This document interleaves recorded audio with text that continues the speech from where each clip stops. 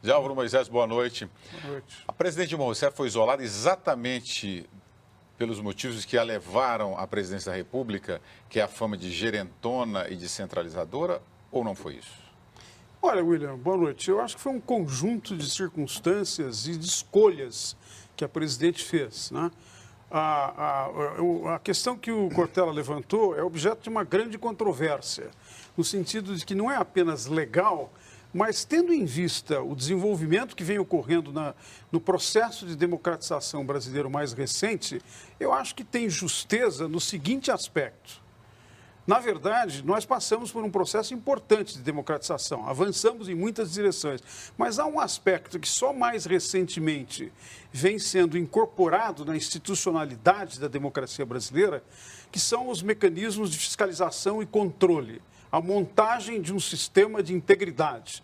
E a presidente Dilma, eu acho que está sendo impedida, está sendo, pelo menos temporariamente afastada do exercício da presidência, por ter cometido abusos de poder. Claramente, na minha visão, se configuraram exatamente situações de abuso do poder, envolvidas em decisões que o governo tomou, particularmente no que diz respeito à questão da gestão do orçamento. Às vezes, nós aqui no Brasil ainda não damos a devida importância para a questão do orçamento, que, em última análise, é a grande questão que, nos dias atuais, ocupa o Estado moderno.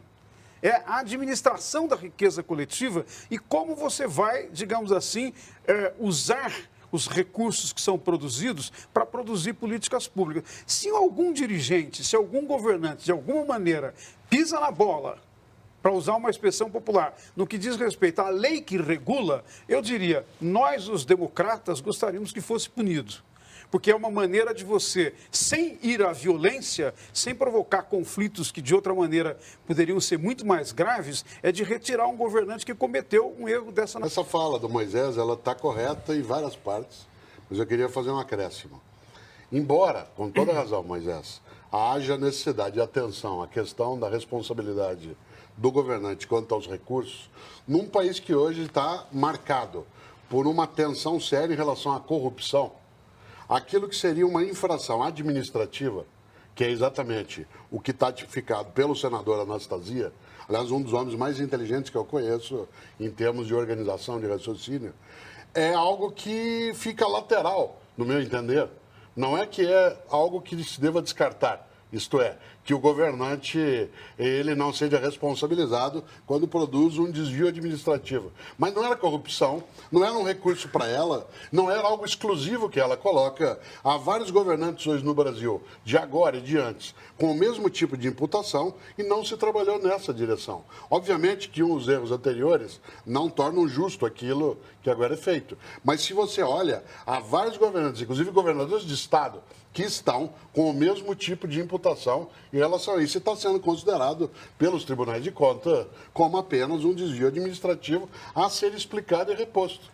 Nesta hora, aquilo que você chamou de justeza, ele poderá vir se analisado só politicamente. Aí eu não tenho dúvida que essa percepção ela é viável. Mas olhado desse polo, qual é o crime?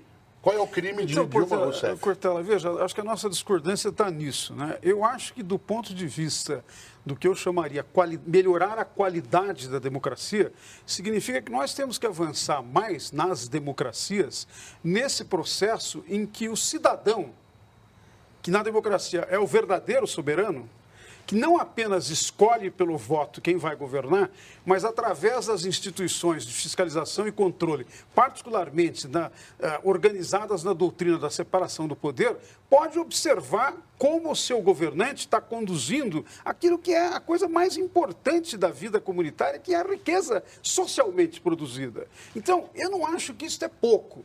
E eu acho que você menciona uma coisa importante, não é?